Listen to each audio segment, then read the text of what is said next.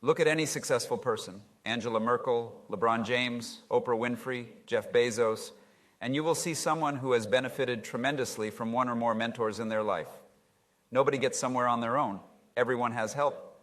I was reminded of this when I read this touching remembrance that my friend Brad Feld wrote about his mentor, Len Fassler, yesterday.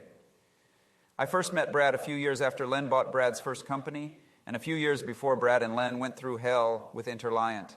You could see how much Brad was learning from Len, how much he loved Len, and how much Len loved him back. As mentor-mentee relationships go, this was one for the ages.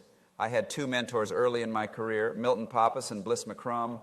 They hired me as an associate at their venture capital firm, Euclid Partners, when I was 25 years old, and between years at Wharton, where I was getting an MBA. I worked for them for 10 years and learned pretty much everything I know about venture capital from them. Bliss passed away a few years ago. Milton is still with us, thankfully. Of course, I learned so much about business from them.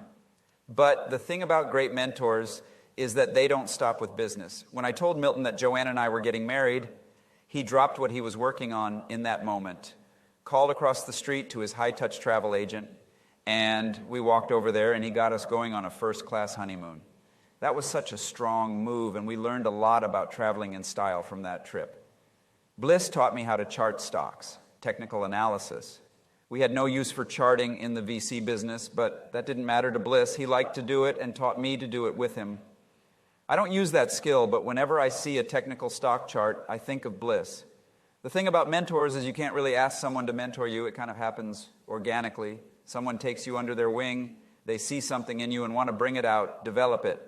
That's how the best mentor-mentee relationships happen, and they are so great.